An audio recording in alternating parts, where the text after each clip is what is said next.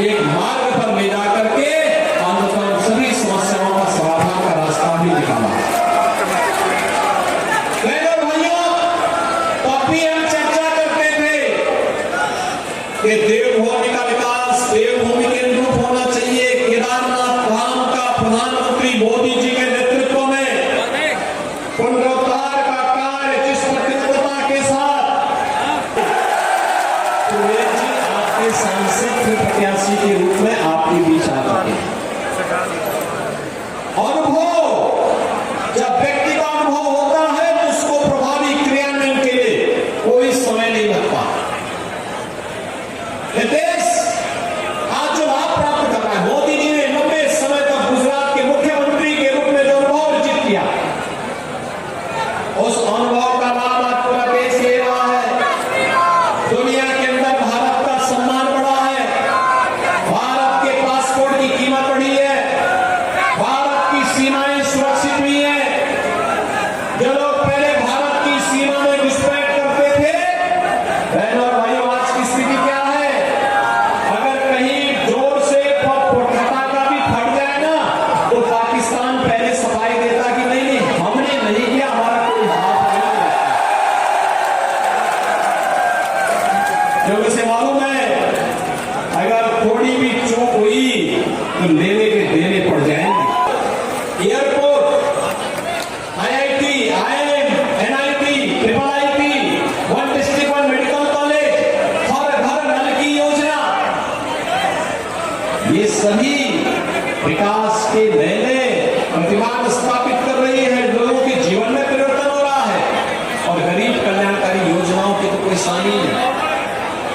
बहनों भाइयों, पार्टी का संकल्प पत्र जारी किया है।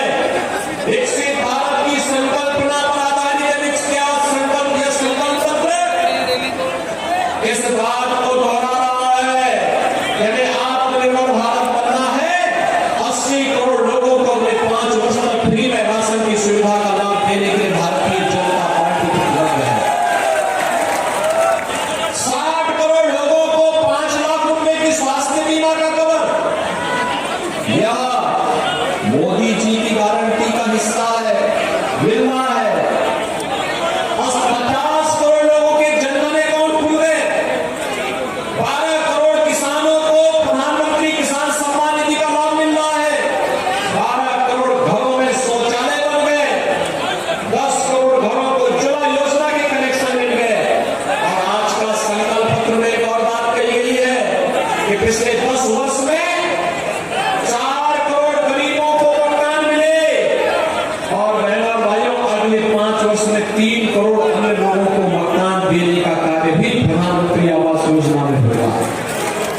बहनों भाइयों, ये जितना भी परिवर्तन है, अयोध्या, काशी विश्वनाथ धाम से लेकर के केदारनाथ धाम तक, ये तो आस्था का सम्मान है, विकास के बड़े बड़े कार्य हो रहे हैं।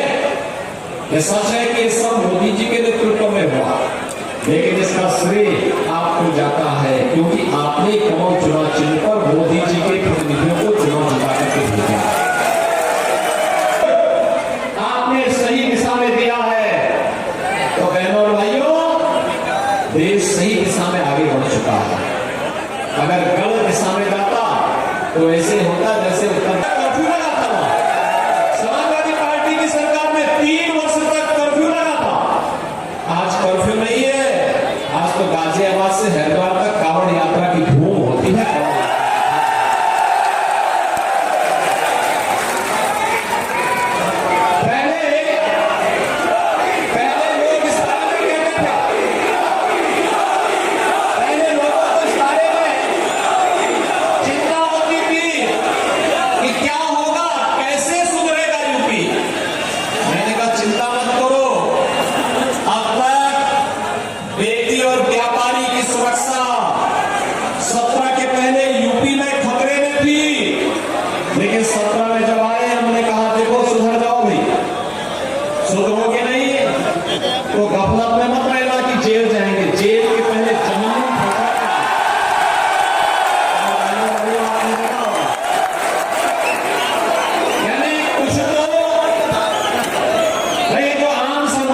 उसके लिए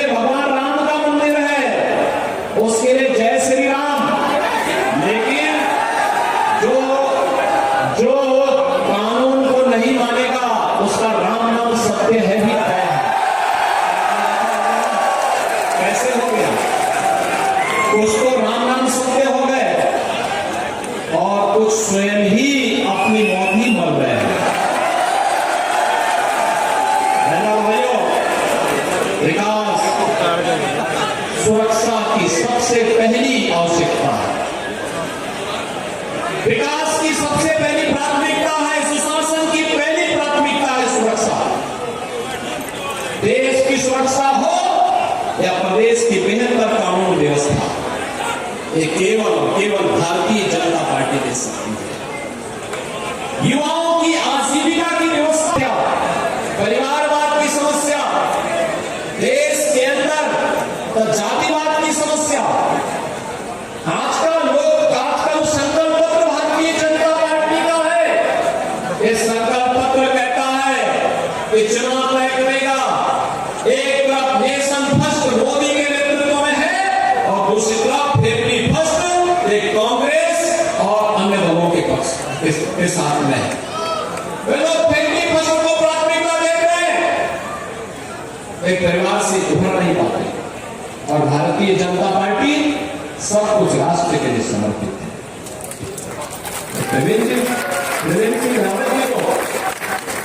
कई वर्षों तक राष्ट्रीय स्वयंसेवक संघ के प्रचारक के रूप में कार्य करते रहे। अरे उस बच्चे को भेज दो ऊपर, भेज दो।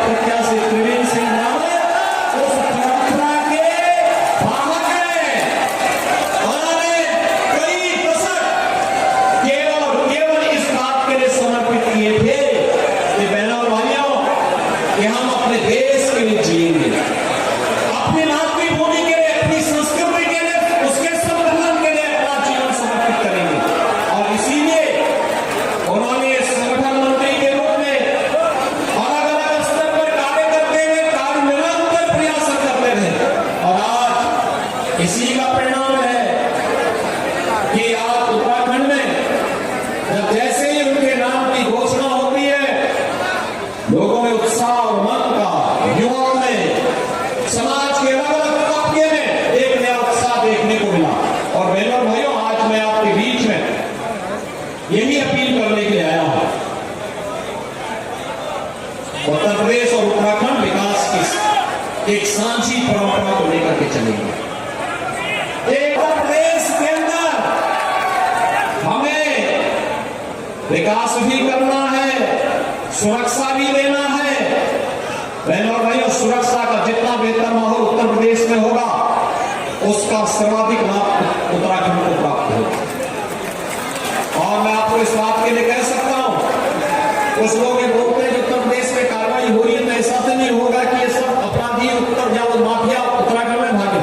मैं कहता हूं, देखो, मैं उसको इस लायक ही नहीं छोड़ूंगा कि वहां से इस लायक ही नहीं छोड़ेंगे।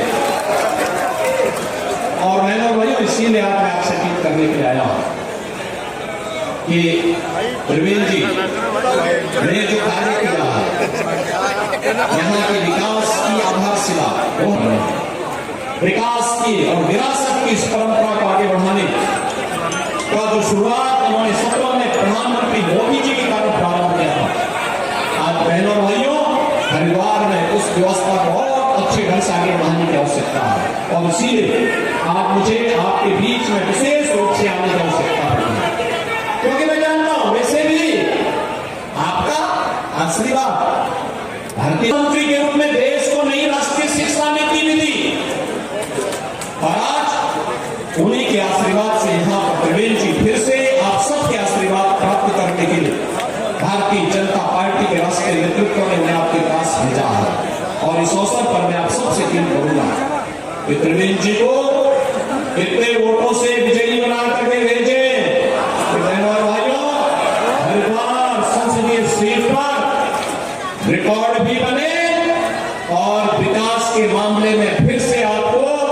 किसी जनप्रतिनिधि के साथ न जाना पड़े, बल्कि यहाँ के सभी माननीय विधायकों के साथ मिलकर के केंद्र और राज्य सरकार की हर योजना को इस हरिद्वार संसदीय क्षेत्र के हर गांव, हर शहर, इसके अंदर जो आवाज है, मैं तो जहां कहीं भी जा रहा हूं। अभी 3 दिन पहले मैं जम्मू गया था, एक ही आवाज।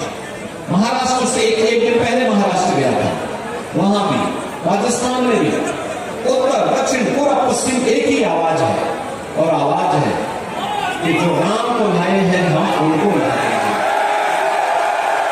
तो मैंने उनसे पूछा, मैंने कहा भी वोट किसको देना है, तो लोग यही कहते हैं आपको। मैं तो कांग्रेस ने राम को नकारा, हम कांग्रेस को नकारेंगे, और इसलिए आप सबसे अपील है, त्रिवेंद्र सिंह रावत जी को कमल चुनाव चिन्ह पर 19 अप्रैल को भारी बहुमत से विजय बनाने की अपील करने के लिए मैं आया हूं। आप सब सहमत हैं? लेकिन एक बात याद रखना, प्रत्याशी हैं, गांव-गांव और घर-घर नहीं जा पाएंगे, क्योंकि 4 दिन मात्र प्रचार के बचे हैं, और 4 दिन या तो 3 ही दिन बचे हैं। इन 3-4 दिनों के